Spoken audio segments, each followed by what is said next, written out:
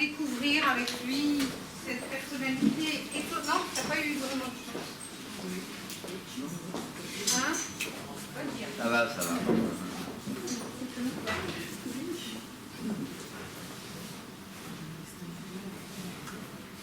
Bien.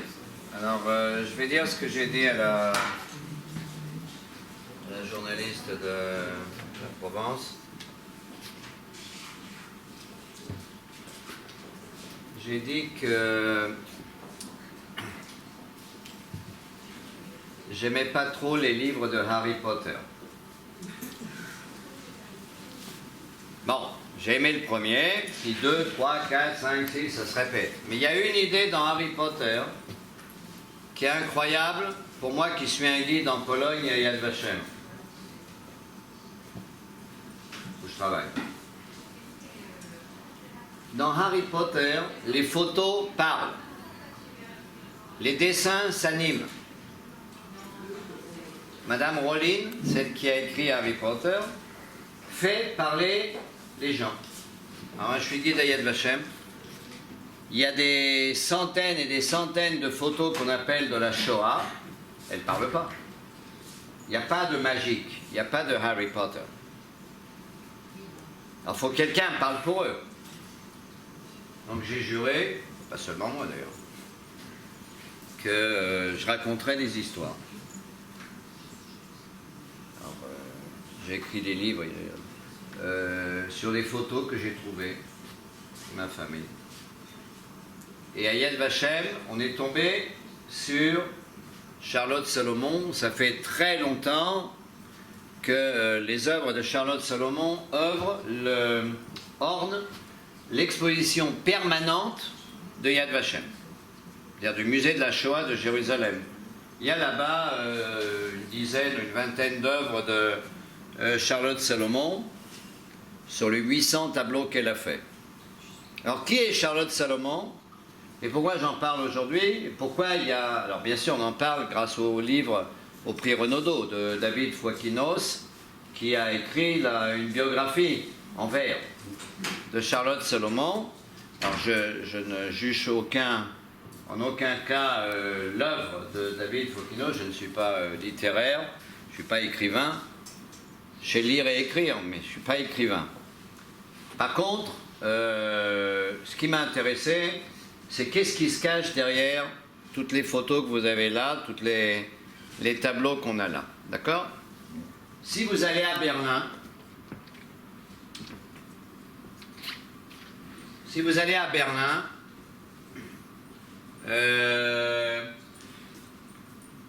devant chaque maison à Berlin où habitait un juif, il y a ce qu'on appelle une pierre, souvenir, Stoppelstein, okay, une pierre de souvenir. Là habitait un juif. Et là, il y a marqué comme ça, ici habitait Charlotte Salomon, née en 1917. Elle s'est enfuie en France. Ah, c'est lié à la France, en 1939. En 1940, elle est au camp de Gurs. C'est pas en Allemagne, Gurs. C'est là, dans les Pyrénées. Pas loin, relativement. Elle est internée ensuite à Drancy et elle est déportée à Auschwitz en 1943, où elle est assassinée. Alors c'est qui cette Charlotte Salomon? Alors on va voir. Elle est née le 16 avril 1917. Elle a 5 ans en 1922. Elle est mignonne comme tout. Maintenant, quand on a 5 ans, on commence à savoir lire. Même un peu avant. Alors elle ne sait pas pourquoi elle s'appelle Charlotte. Et ses parents l'amènent dans un cimetière. Bon, c'est rare qu'on amène des enfants dans les cimetières, mais elle aime. Et c'est comme ça que commence le roman de David Fouaquinos, et ça c'est vrai. Elle a appris à lire son nom sur une tombe. Quelle tombe? La sœur de sa maman, Charlotte, s'est suicidée. La sœur de sa mère, Charlotte, s'est suicidée. On ne lui a jamais dit. Elle va découvrir ça lentement. continue.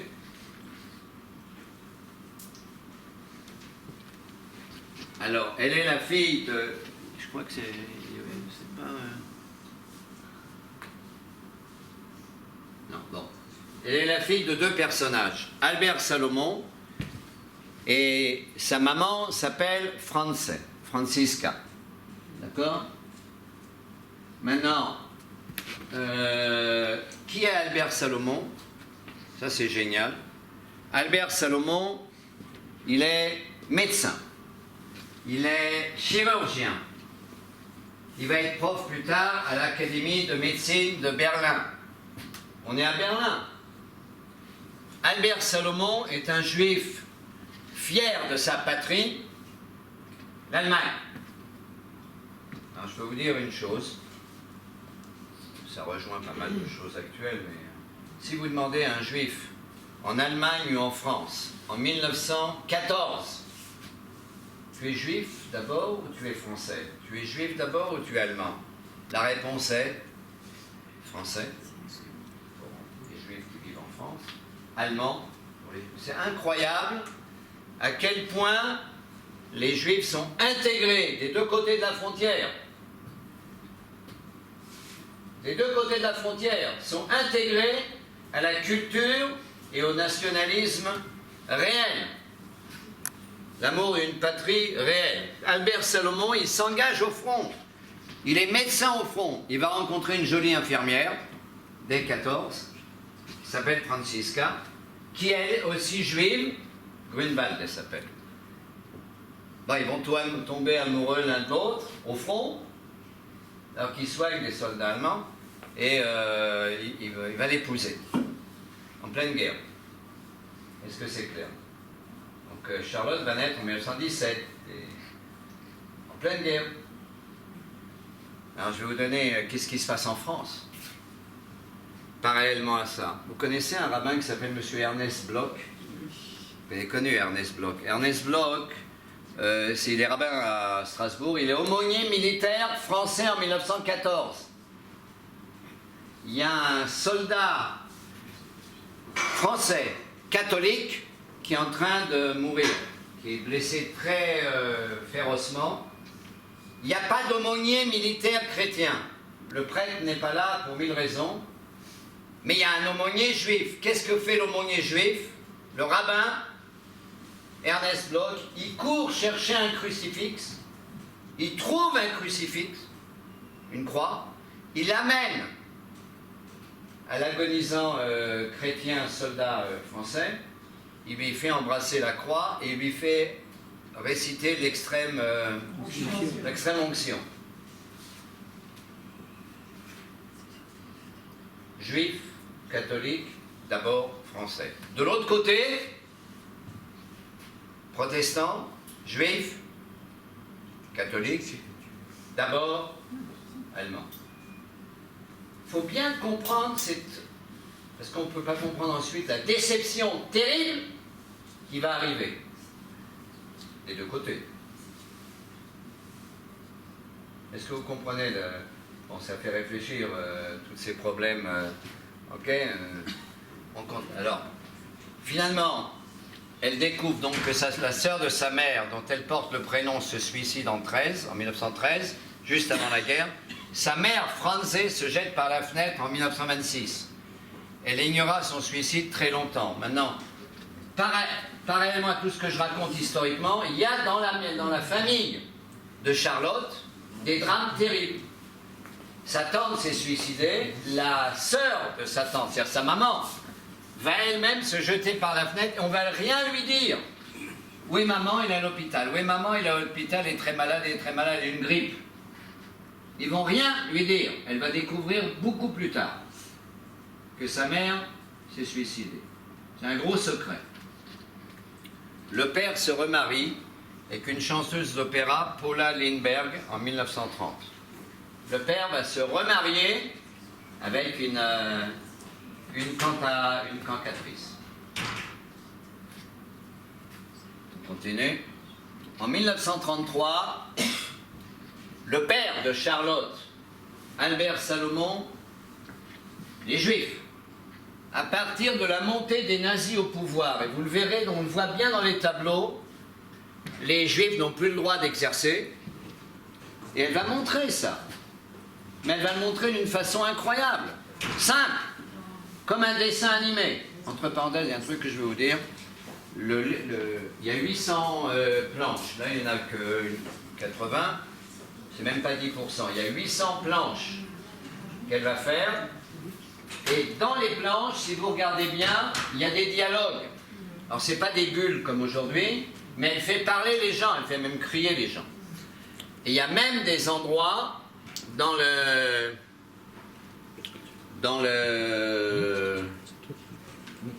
les tableaux où elle met quelle musique elle veut qu'on entende en regardant le tableau. Alors pourquoi la musique? Elle est folle de dessin, on va le voir dans 2 secondes. Mais elle adore sa belle-mère, la deuxième femme de son... En général, il y a des conflits, mais là, pas du tout. Elle est folle amoureuse de sa nouvelle maman, qui lui rend bien, d'ailleurs, elles sont vraiment... ça a marché. Maintenant, qu'est-ce qui se passe? Elle ne va plus à l'école, elle est chassée de l'école, mais elle est douée pour le dessin. Et elle fait partie cependant du quota réservé aux Juifs à l'Académie des Arts de Berlin en 1936. Pourquoi en 1936? Pourquoi en 1936, alors que les Juifs sont expulsés de pas mal de choses, en 1936, jusqu'en été, je vais dire pourquoi dans 2 secondes, pourquoi en 1936, on donne la permission à des Juifs d'être à la fac? C'est simple. En 1936, c'est les Jeux Olympiques de Berlin. Tout le monde est venu. La délégation française, elle fait comme ça. Hein. La délégation américaine, c'est plus sympa. Elle enlève les Juifs de la délégation américaine. Mais ils vont laisser un noir, Jesse Owens. Pourquoi? Parce que c'est le meilleur, ils veulent des médailles. Et c'est vrai que les nazis vont baisser la donne. Il y a même un film avec Jean-Paul Belmondo, L'As des As. Okay, qui raconte ce curieux Jeux Olympiques de Berlin, complètement out of the blue. 5000 athlètes, 1500 journalistes, personne n'a boycotté. Alors, ce matin, j'ai dit ça à des élèves, à Ganami, et des élèves ils font des cons. Bon, je ne sais pas s'il a changé, mais je vais faire une petite remarque entre parenthèses. Je ne suis pas sûr qu'il a changé. Mais en 1936, tout le monde vient aux Jeux Olympiques. Et Hitler, il salue comme ça, et tout le monde ouvre comme ça, tout est OK. Donc en 1936, elle a 19 ans, elle est admise à l'Académie des Beaux-Arts de Berlin. On va continuer.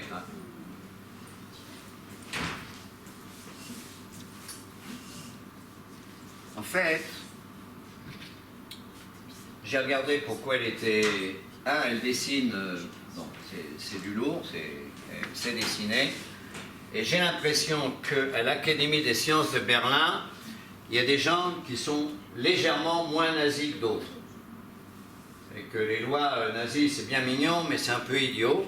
Et là, il y a une fille qui est très douée. Donc, il y a des professeurs qui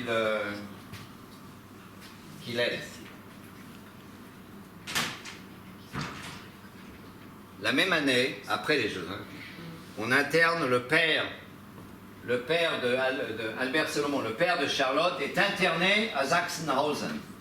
C'est un camp de concentration, pas seulement pour les Juifs, hein, et tous les résistants, les communistes, les anti-allemands, la Rose Blanche, il y a plein de gens qui sont anti-allemands, trop peu, trop tard, mais il y en a. D'accord ? Le père est interné. La mère, la seconde femme, pas la mère, la seconde femme de Albert, la cantatrice Paula, va faire tout. Elle va bouger, elle est une grande cantatrice, elle est très connue. Elle va faire bouger des tas de liens pour faire libérer le père. Et il va être libéré. Il va être libéré. Il y a encore des possibilités dans l'Allemagne nazie de jouer avec des systèmes de protection, machin connaît machin qui connaît, et ainsi de suite. D'accord ? Maintenant, ce qu'elle représente dans ces images, c'est qu'elle a un petit copain, enfin, elle est toute jeune, mais il y a un prof de chant, Kurt Singer. La communauté juive de Berlin, il est très connu, c'est un prof de chant, c'est un chanteur lui-même, okay. Kurt est viré de son boulot depuis longtemps. Et là, il y a une scène incroyable que Charlotte représente. Elle représente Kurt Singer qui va rencontrer Goebbels. Là. Ça, c'est incroyable. Il va lui proposer un deal. Ministère de la propagande, il va lui dire, écoutez, nous on est des artistes. On comprend que vous nous avez chassés de l'Allemagne, officielle. Mais je vous propose quelque chose, que les Juifs ont le droit à la culture entre Juifs. Maintenant on est en 1936. Après les lois de Nuremberg, Goebbels accepte. Ah, vous voulez être entre vous? Il n'y a pas de problème. Et tout d'un coup, les Juifs vont se retrouver entre eux. Où? Il n'y a pas de salle de théâtre, ils n'ont pas le droit. Alors où? Proposez-moi un... Dans les entrées d'immeubles? Non. À la synagogue. Et tout d'un coup, il y aura l'opéra à la synagogue, et la synagogue, de lieu uniquement de culte, va devenir le lieu le plus culturel. Il y a même les non-juifs qui viennent écouter, hein, parce qu'il ne faut pas faire l'idiot, ils sont bons. Et ça, alors il va créer quelque chose qui s'appelle le Kulturbund, le lien culturel. Maintenant, écoutez-moi bien. Des juifs qui s'en foutaient complètement de la culture juive. Au début, ils viennent pour qu'on entende un concert. Mais si déjà on est entre juifs, pourquoi on n'écouterait pas de la musique juive? Puisque les Allemands veulent plus de nous. Et pourquoi Wagner? Puisque Wagner est... Alors là, les écrits de Wagner en long, large et en travers. Et tout d'un coup, les juifs vont redécouvrir une identité culturelle juive. Moi, je suis un peu fanatique de la culture juive. Je connais très bien Lamartine. Je connais très bien Dostoïevski. Ça, tout le monde connaît ce que je dis. Je connais très bien Dickens et Federico Garcia Lorca. Mais je ferai tout pour qu'on connaisse l'hébreu et la culture juive. Je suis un fanatique de ça. Et bien, le Kulturbund, il va y avoir un sursaut identitaire de recherche intérieure de richesse culturelle. Ah, vous voulez pas nous entendre chanter? On va s'écouter chanter. Alors on va écouter au début, pas seulement Victor Hugo, on va commencer à écouter pas seulement Shakespeare. On va commencer à écouter des airs juifs et de la culture juive et du théâtre juif et ainsi de suite. Vous comprenez ce que je veux dire, ce qui va se passer? Une forme de résistance spirituelle, et elle le traduit là. Elle le traduit. Ça se voit pas derrière les coulisses, parce que c'est une crise. Ces gens-là sont super allemands. Ils adorent l'Allemagne. Et maintenant, ils doivent faire des efforts pour retrouver en eux-mêmes, et c'est extraordinaire. On continue. Maintenant, ça c'est une histoire de dingue. En 1939, où on va? Maintenant, là il y a des... Là il y a des... Là il y a des tableaux incroyables autour de la table, ici.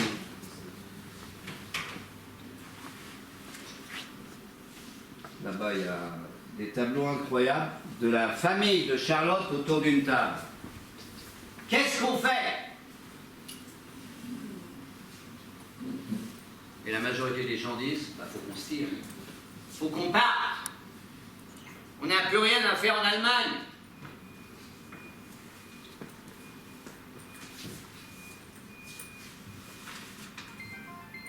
Alors il y a marqué là-bas, il y a un tableau, il y a marqué alors on va où? En Australie, en Amérique. Seulement, on est juste après la conférence de Évian. Exact. 1938. Dites-moi, on peut quitter l'Allemagne en 33, 34, 35, 36, 37? On peut ou pas? Tu veux un passeport? S'il vous plaît. Le but des Allemands au début vis-à-vis des Juifs, c'est pas du tout de les exterminer. Partez d'Allemagne, on ne veut plus vous voir. Alors, il y a une grande conférence à Évian. En France, je m'excuse, une mauvaise blague, Vichy, Évian, enfin, les eaux nous ont pas Vittel, c'est un camp de Vittel. Bon, c'est un moyen mnémotechnique pour mes élèves, mais à Évian, 32 pays, pas un veut donner un visa. L'Amérique, fermée, happy few. La Palestine, ma mère est palestinienne. Elle est venue en 1936. Et ben, elle est parmi les rares qui ont reçu un visa parce que les Britanniques ferment les portes de la Palestine aux Juifs. En 1920-1930, ma mère étant palestinienne, quand on parle de la Palestine, c'est que les Juifs. En 1920-1930, ma mère est une carte d'identité palestinienne, je suis OK. Ben, c'est fermé. Le monde est fermé, fermé, fermé, fermé.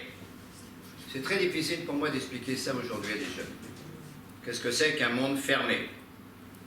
Bon, évidemment, vous comprenez qu'en tant qu'Israélien et travailleur à Yad Vashem, j'ai été contacté par pas mal de journalistes pour comparer ce qui est... Ouais, les années 30, c'est maintenant? Non, c'est pas maintenant. Dans les années 30, il y avait un État nazi et un autre en Italie, il y a un autre... ok? Et il n'y avait pas de frontières possibles. Personne ne peut bouger. Bon, c'est pas du tout... Mais maintenant, regardez. Tout d'un coup, il y a une riche américaine, on va le découvrir plus tard, qui a une maison à Villefranche-sur-Mer, dans le sud de la France. Et elle dit à ses copains, les grands-parents maternels de Charlotte, « Viens en France !» Maintenant, on est avant la guerre. Hein. À France. Tout va aller bien. Pourquoi? Parce que tout le monde est persuadé que quand va commencer la guerre, l'armée française, c'est la plus grande armée. Après le traité de Versailles et la 18-20, ok, c'est la plus grande armée. Il n'y a qu'aujourd'hui où je peux dire à des élèves que Gamelin, le chef de l'armée française en 1939, comme on dit en français aujourd'hui, plus con que ça d'humeur. La ligne Maginot, enfin rien n'était prêt, mais ça nous on ne sait pas. Venez à Villefranche, et ils vont à Villefranche. Maintenant sa grand-mère va se suicider en 40, c'est-à-dire que la mère de 2 filles qui sont déjà suicidées va se suicider. Maintenant en 40 on comprend. Les tendances suicidaires de la famille, encore il n'y a rien dans le monde. Il n'y a rien. Le monde est pourri, pourri, pourri, pourri. Et Charlotte va découvrir ça. Donc, celle qui dessine tout ça, c'est Charlotte. On n'a pas encore parlé des dessins. Comment c'est né tout ça? On va voir maintenant. Continue. Ça, c'est Charlotte avec ses grands-parents à Villefranche-sur-Mer. C'est pas loin. On continue. Et bien, le grand-père et Charlotte vont être enfermés au camp de Gurs. Ils vont être libérés, je crois, par l'intervention, ça je ne suis pas sûr à 100%, du maire de Villefranche. Il y a une France qui collabore, on la connaît bien. La France qui collabore, c'est une grande majorité, mais la plus grande majorité, c'est ceux qui se taisent. Ceux qui vont aider, on appelle les justes, une minorité agissante. Mais elle est là. Maintenant, ils sont enfermés au camp de Gurs, c'est à côté des Pyrénées, en face de l'Espagne. Et c'est là, à Gurs, que naît le projet, c'est ce que disent tous les historiens, de tout raconter en peignant. Elle se rappelle de tout depuis l'âge de 16 ans, c'est-à-dire depuis la montée des nazis Alors là-bas, la montée des nazis, elle raconte tout. Et tout d'un coup, son œuvre hurle de vérité. C'est un témoignage, elle va faire 800 tableaux. C'est une seule œuvre qu'elle va appeler, on continue, elle va appeler ça, elle commence son œuvre autobiographique qu'on voit ici. Alors il y a des choses personnelles, il y a des choses vraiment très très personnelles. Par exemple, sa mère, ça on l'a pas mis ici parce que c'est un peu, je sais pas, c'est un peu hard. Sa mère lui disait, je vais devenir un ange bientôt, avant de se suicider. Elle lui disait, je vais devenir un ange, quand tu regarderas le ciel, tu me verras. Et la petite fille, elle ne comprenait rien à rien. Et quand sa mère est partie, elle a cherché des étoiles dans le ciel. Ma mère est un ange. Oui, le drame, on va du drame personnel au drame global. Elle a appelé ça le vie ou le théâtre. Leben oder Theater. Est-ce que la vie est un théâtre, un grand jeu, ou c'est une vie réelle, elle ne comprend rien à rien.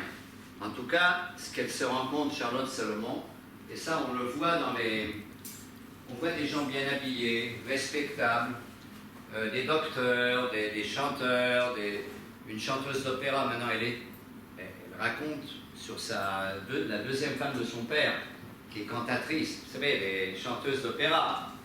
Maintenant, elle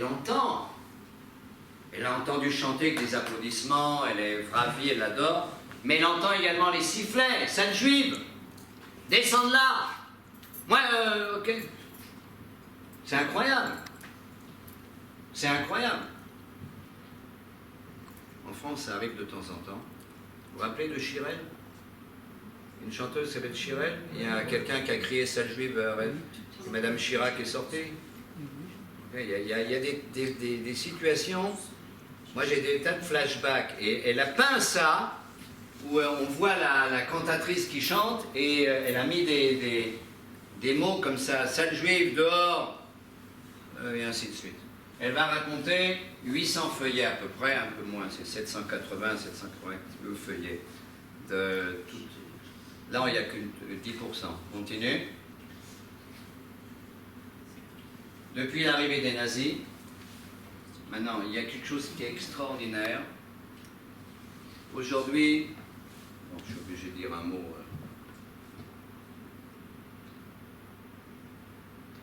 Wolinski, Cabu et les copains. C'est la première fois où des dessins parlent tellement. La masse nazie, dessinée, il ne s'agit pas de photos, les photos sont encore plus terribles, les restes. Mais elle dessine une masse brune, avec une date, le 30 janvier 1933, avec le drapeau nazi, ok, mais cette masse brune dessinée, ben, quand on lisait des articles, il y a des masses comme ça, Cabu adorait faire des gros... ouais, et c'est incroyable, Charlotte Salomon, c'est ça l'Allemagne. Des gens comme ça qui sont habillés tous pareils, qui formatés et tout, vous comprenez ce qu'elle dit là, Charlotte, c'est extraordinaire. Moi je connais rien en dessin, ni en art, ni en musique. Je m'y connais un peu plus en sociologie et histoire, mais c'est incroyable. On continue. Alors elle va tomber amoureuse de ce monsieur-là, Alexandre Nagler. Et il se marie quand? Il se marie à la mairie de Nice, le 17 août 1943. Comment ça, en 1943, on se marie à la mairie? Normalement. Nagler, lui, il est réfugié de Moldavie, juif. Elle est réfugiée allemande. Ils vont se marier à la mairie. Bon, ils veulent se marier, elle est légèrement enceinte. Elle est enceinte de elle commence à être enceinte. Ok, je pense que c'est vraiment limite. Elle commence à être enceinte. Maintenant, tous les gosses à Ganami m'ont dit, mais monsieur, comment il se marie à la mairie légalement en août 1943? Bah, vous connaissez la réponse. Ah, toi, tu connais. À Nice, c'est l'occupation italienne. Et les Italiens, pour l'instant, Juste en septembre 43, il protège les Juifs, ça on le sait. À Marseille, c'est Donati, le consul italien. Okay, les consulats italiens, malgré que Mussolini soit ami de M. Hitler, vis-à-vis des Juifs, ils se pressent moins que les Allemands, ou que les Français collaborent. Donc les Juifs sont protégés et elles peuvent se marier à la mairie légalement. Peut-être qu'il y a un fonctionnaire gentil, okay, mais c'est vrai que du côté de Nice, ça va. Jusqu'à quand? Quand est-ce que les nazis occupent Nice et la zone italienne, enfin de Annecy jusqu'à Nice? Eh bien en septembre 43. Parce que M. Aloïs Brunner, qui vient de terminer Marseille, janvier, la rafle du Vieux-Port et ensuite on le voit avec sur les photos avec M. Bousquet, le patron de la police française. Eh bien, il occupe Nice dès septembre 43. C'est très intéressant, vous voyez comment on découvre l'histoire derrière l'histoire derrière l'histoire. C'est incroyable. Ils vont se marier. Bon, on continue. Alors là, il y a des phrases qui ne sont pas notées, mais ils sont dénoncés. Ils sont dénoncés.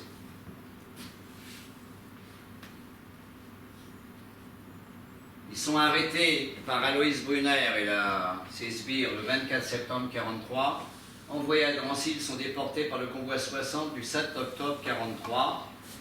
Alors, on appuie sur les... Si on appuie là, il y a Nagler-Alexandre et Nagler-Charlotte. On continue. Maintenant, comment on a récupéré les photos, les tableaux, pardon.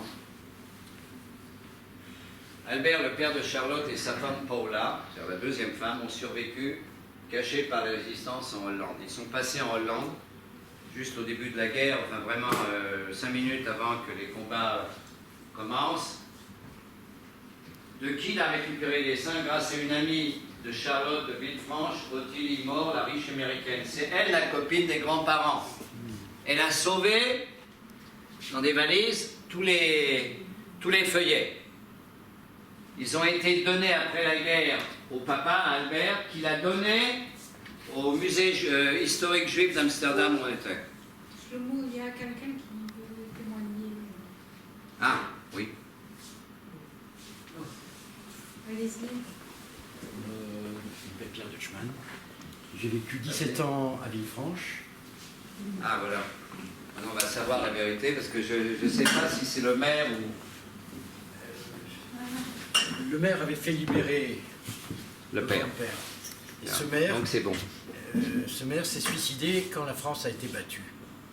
Il s'est tiré une balle dans la tête. Wow. Mais je voudrais surtout évoquer d'autres personnages de Villefranche. Surtout Madame Moore, qui n'a pas sauvé seulement le tableau, mais qui a sauvé beaucoup d'enfants et qui les a emmenés en Amérique. Et j'ai connu cette dame quand j'étais enfant. Vous avez connu Ottilie? Oui. J'allais à l'Ermitage. Wow. J'étais petit et ensuite l'Ermitage a été rasé. L'Ermitage, c'est la villa dans laquelle était cachée... c'est la villa de Ottilie. Voilà. Et il y a toujours le mur d'enceinte d'ailleurs, c'est très beau et bientôt il y aura une grande plaque. Ah, il y aura une plaque? Par la mairie. Et à Villefranche, il y aura aussi une exposition de reproduction comme ça. Wow. Donc je me souviens très bien de Madame Moore, qui était une on va la voir dans deux très secondes. belle et extraordinaire. Et je voudrais évoquer aussi ma mère, qui était une amie intime de Charlotte, et qui a fait partie des quelques personnes qui ont essayé de la sauver, en lui recommandant de ne pas se déclarer à la mairie. Mais Charlotte, qui avait confiance dans les autorités françaises, Incroyable. a fait ce qu'il ne fallait pas faire, quoi. Elle a été se déclarer et elle a été balancée un peu plus tard. Ma mère avait aidé d'autres personnes comme ça. Et elle vivait à Villefranche avec ma soeur qui a 10 ans de plus que moi. Elle vivait à Villefranche pendant toute la guerre. Mais à un moment donné, comme elle avait aidé des gens comme ça, elle a été dénoncée par un gendarme qui faisait aussi partie de la milice. Mais ce qui est étonnant, c'est qu'il y a un autre gendarme de la même gendarmerie qui est venu la prévenir en lui disant « Maggie, dans 3 heures, il y a la Gestapo chez toi. » Et il l'a orienté sur une filière d'évasion. Il lui a dit « Prends tel train à la gare de Nice, tu vas à tel endroit, Grenoble, Alvar-les-Bains. » Et elle s'est retrouvée dans un maquis FTP jusqu'à la fin de la guerre, au Glaisin. Mais l'histoire, elle n'est pas terminée. C'est qu'à la gare de Nice, il y a au moment où elle allait monter dans le train avec ma soeur dans les bras, il y a un cheminot qui s'approche d'elle et qui lui dit « Madame, ne prenez pas ce train, prenez le suivant, ne vous inquiétez pas. » C'est ce qu'elle a fait, sauf que le train qu'elle aurait dû prendre, ben, il a sauté dans les heures qui ont suivi. Par la résistance. La résistance faire. Waouh. Fou, hein. Je voulais simplement Merci. évoquer la présence de ma mère. Et je voulais aussi parler du docteur Moridis. Ah, Parce oui, qu'en oui. fait, il a joué un rôle capital. C'était un des généralistes de Villefranche. Il a été mon médecin quand j'étais petit. D'ailleurs, sa fille, Kika, vit toujours à Villefranche. Et c'est une amie de ma frangine. Et le docteur Moridis, il était grec. Et il était rigolo parce qu'il disait toujours, vous savez, moi, je ne suis que de la faculté de Montpellier. Un type très modeste, mais un colosse. Avec toujours l'accent grec, d'ailleurs. Et c'est lui qui avait récupéré les tableaux. Ouais, Il les a mis à l'abri et il les a c'est comme ça qu'après la guerre... Ils sont revenus à... Mais il a joué un rôle capital. Et il juste. a encore exercé pendant plus de 20 ans après la guerre. Wow. Voilà. Merci. Mais si un jour vous avez l'occasion, allez à Villefranche, Ouais. allez voir l'Ermitage. C'est un endroit magnifique. Je vais vous le montrer. Dans la Et on sent très fort qu'il s'est passé des choses. Voilà. Merci. Alors, regardez la photo d'après, vous allez reconnaître. L'Ermitage, oui, il reste du mieux dans ça. Alors ça c'est Otélie, c'est ça? Oui. Et ça c'est les enfants qu'elle a sauvés. Elle a caché beaucoup d'enfants. Il y a beaucoup d'enfants juifs qui passaient à l'Ermitage. C'est ça l'Ermitage. Hein. C'est la fameuse villa où sont passés. On continue. Voilà. Alors, ça c'est la dernière photo, 1917-1943.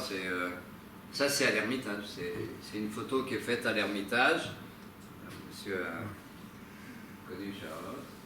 Et c'est la dernière photo qu'on a. Ce qui est important, c'est que vous voyez dans plus votre témoignage. C'est vrai, le témoignage il est touchant, le témoignage. Oui, d'un Très coup on est touchant, dans l'histoire, on poignant, n'est plus devant oui. l'histoire, on est dans l'histoire avec quelqu'un qui a connu. Excusez-moi. Maintenant, en fait, plus on regarde les dessins de Charlotte Salomon, quand on passe les 800 pages, entre histoire personnelle, histoire générale, histoire drame personnel, drame de l'époque et la guerre, ces images crient. Alors, si on a la chance, ça, Martine m'avait dit qu'il y aurait un témoignage. Je ne savais pas qu'il serait aussi fort. Shlomo, Euh, il y a une dame qui voudrait poser une question. Excusez-moi, elle est venue quoi, Othélie? Elle a été prise aussi? Ottilie, non. Non, elle est partie ensuite. Elle est partie en aux Amérique, États-Unis. elle a amené avec elle. Non, elle est partie en Amérique. Elle est Quand... partie en Amérique. Après la guerre, elle est revenue en Elle est revenue en France. Elle est repartie en Amérique et elle est revenue finir sa vie à Nice. Ah, elle a fini ici. Je crois qu'elle est enterrée à Nice. Donc c'est. Oui, là, elle est partie. Les derniers bateaux, il faut bien comprendre, ça c'est intéressant d'ailleurs. Il y a 2 justes américains.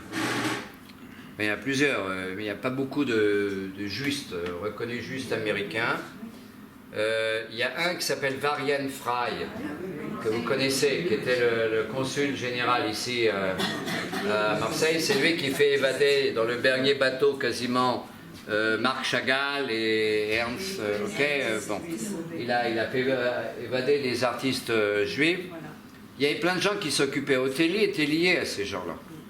Des gens bien, qui ont compris qu'il y a quelque chose qui cloche et que les derniers bateaux sont partis en 41, puisque l'Amérique est en guerre. Pearl Harbor, c'est seulement en décembre, le 8 décembre 41 seulement. Donc c'est très tard que l'Amérique entre en guerre, donc il y a encore des possibilités de... Et l'Allemagne hésite encore entre beaucoup de choses. Maintenant, pour dire quelques mots de conclusion, il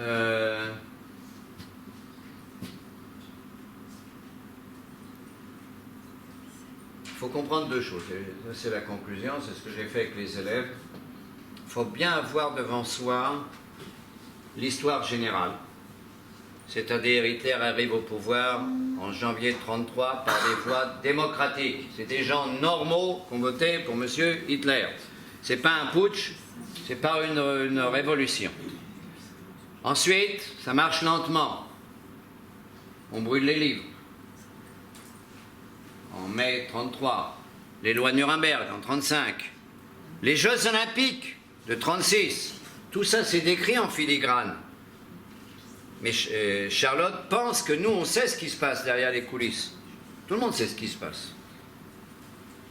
Ensuite, il y a les lois, elle en parle beaucoup de la nuit de cristal. La nuit de cristal, le grand pogrom de 1938. Pourquoi? C'est en réponse au monde. Ah, vous ne voulez pas des juifs? Et nous, on n'aime pas les juifs. Regardez ce qui va se passer. Donc, on brûle 1500 synagogues. On détruit les magasins juifs. C'est pour ça que ça s'appelle une cristal. Ensuite, la guerre commence. Et là, c'est ce que j'ai dit aux élèves, et je vais terminer avec ça. Il y a deux formes de nazis. Les nazis idéalistes et les nazis pragmatiques. Les nazis idéalistes, et Himmler, Heydrich disent, il faut tuer le plus grand nombre de juifs possible, le plus vite possible. Mais les nazis pragmatiques, qui disent pourquoi les tuer tout de suite. Ils peuvent servir à quelque chose. Qui dit ça? Vous n'avez plus rien acheter. Hugo Boss, Siemens, Mercedes, Lufthansa, Bayer, les médicaments. Volkswagen, tous ces gens-là disent à Hitler, pourquoi les tuer? C'est idiot. Okay. Et alors, toutes ces luttes entre la logique, les nazis pragmatiques et les nazis assassins, ça apparaît en filigrane derrière l'œuvre de Charlotte Salomon. On ne peut pas comprendre l'œuvre si on n'a pas ces dates-là. Ensuite, en 1941, c'est l'opération Barbarossa à l'Est, on commence à tuer les Juifs par balle. Ça ne marche pas. Ça porte atteinte au moral des troupes. Donc on les tue à Auschwitz, dans les camps de la mort. Il n'y en a que 6. Maintenant, quand on regarde toute l'histoire de Charlotte, c'est incroyable. Et regardez, on va terminer avec je crois qu'il y a encore 2 trucs derrière. J'espère, je crois, pas sûr.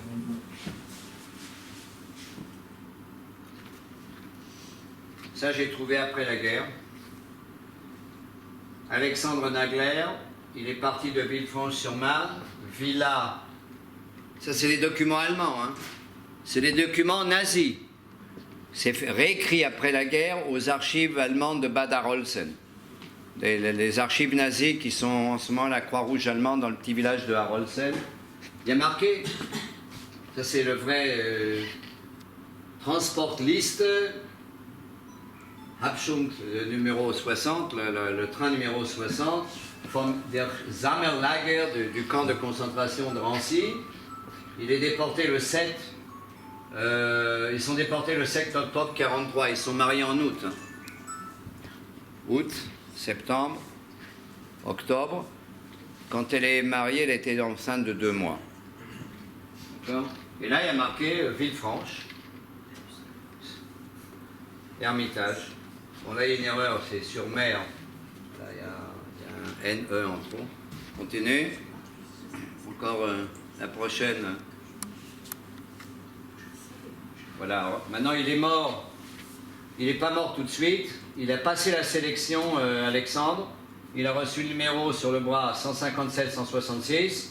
Et il est mort le 2 janvier 1944. C'est-à-dire, il est arrivé en octobre.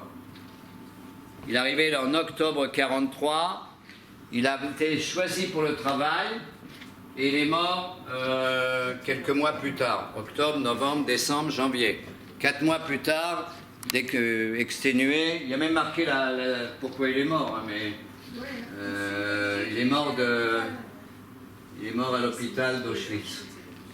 C'est incroyable. On a tout. Et on continue sur qu'est-ce qui arrive à Charlotte. Alors c'est ce que j'appelle, il nous reste que des vies de papier. Alors ça c'est pour elle, un petit clin d'œil. C'est un petit clin d'œil au dessinateur. Il ne reste plus que des vies de papier. Tout ce qu'elle a dessiné, c'est du papier. Tout ce qui est, pourtant, c'est une œuvre de 800. Il faut voir le bouquin, vous pouvez l'acheter, c'est énorme. C'est un bouquin énorme, on l'a pu acheter à Amsterdam, à Jérusalem, on l'a. Il est énorme. Et là, voilà une vie. Nagler Charlotte, née Salomon. Son papa, c'est Dr Albert Salomon. Elle est née à Berlin. Elle vivait à Nice, la dernière adresse. De Nice, elle est partie à Drancy.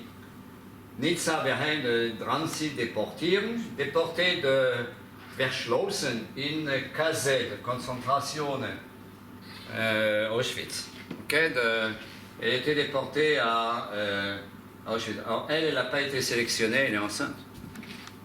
Elle n'a pas été sélectionnée, elle est morte directement le jour de son arrivée. Je crois qu'il y a encore encore un truc à voir. Alors ça j'ai trouvé à Paris. Vous savez que la police française avait c'est ce qu'on appelle le dossier juif de la police française. Dès 1940, la police française fait une liste très précise, on appelle le dossier Tollard, ou Tullard, c'est un monsieur qui a... Dès 40, dès octobre 40, il y a un dossier, tous les juifs sont inscrits. Ça, c'est les fiches de Drancy en plus. Nagler, née Salomon, Charlotte, allemande, dessinatrice. Dessinatrice. Villefranche, Villa-Hermitage, M-O-E, c'est pas marié, 0 enfant. Bon, elle est enceinte. Et la dernière feuille qu'on a, je crois, c'est Alexandre. Lui, il est comptable, Villefranche, Villa-Hermitage. Et il y a aussi marqué en bas 0, marié, sans enfant. 0 enfant. Tout ce qui nous reste de ces gens-là, qu'il y a encore un, non. Tout ce qui nous reste de ces gens-là, c'est des vies de papier. Mon travail, ceux qui me connaissent, mon travail à Yad Vashem, ce que j'ai fait sur ma famille, okay, c'est de refaire des vies de papier. Mais non, les gens ne savent pas. Je peux vous dire que personne ne le sait. Que Charlotte et Alexandre ils continuent à exister sur des papiers. Que la famille de Charlotte continue à exister sur des... Il y a des gens, bon, ça tombe une drôle de semaine de dire ça, il y a des gens qui continuent à exister par leur dessin. Et là, je ne fais pas une allusion déguisée. Hein. Je fais une allusion pas du tout déguisée à nos copains, mais c'est incroyable. Quoi. Et parler de Charlotte Salomon, les temps qui courent avec ce qui s'est passé, c'est incroyable. C'est... Minute, il y a quelque chose de... C'est pas des dessins, c'est pas, bon, on a dessiné un bout de papier, on le met de côté. Non, c'est des gens, des vrais gens. Et il y a un témoignage à donner, de même que les feuilles qu'on a retrouvées dans des archives, il y a des gens qui ne savent même pas. Moi, quand j'ai découvert, en fait, j'en ai montré que 4 ou 5, il y a encore des dizaines de papiers qui continuent à vivre dans des dossiers. Il y a des gens qui continuent à vivre dans des dossiers. Et de même que l'œuvre de Charlotte Salomon, en tant qu'historien, je ne dis pas en tant qu'artiste, j'y connais rien en peinture, mais en tant qu'historien, à travers les tableaux de Charlotte Salomon, je peux reconstituer la mentalité et ce qui se passe en Allemagne, ensuite en France, en 1939, 40, 41 jusqu'en 43. Et le complément d'enquête, notre témoignage de Villefranche, c'est la première fois que ça m'arrive, un truc comme ça, donc je suis très ému et je dis merci. Des vies de papier. Donc le papier, des fois, c'est important. Je ne fais pas une manip avec un crayon et un feutre, mais quand j'explique ça aujourd'hui, avec les élèves maintenant, on comprend. Et comme c'est combiné avec l'hypercacher, c'est-à-dire que, comme on dit en France, il ne faut pas faire d'amalgame, moi j'en fais tout le temps. Oui, il y a le papier, les juifs, la transmission et l'écriture, c'est un peu bizarre, mais c'est toujours ensemble. Donc, cette soirée Charlotte Salomon. En plus, comme Martine m'a fait travailler dessus, j'ai redécouvert, j'ai regardé, je ne les lis pas tous les jours. Il y en a une vingtaine dans Yad Vashem, on voit très bien notamment les trucs historiques, la montée du nazisme. C'est les premières, et c'est extraordinaire. Faire revivre des gens avec du papier. Voilà. Merci, Jonathan.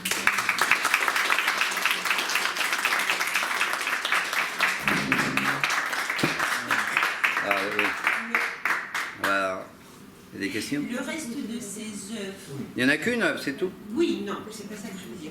Le reste, vous dites qu'il y en a quelques-unes à Yad Vashem. Non. Elles y sont toutes? Toutes? On les a toutes. Oui. Non, les copies. Les vraies sont à Amsterdam. Et elles y Ben, sont vous regardez dans Internet, Oui.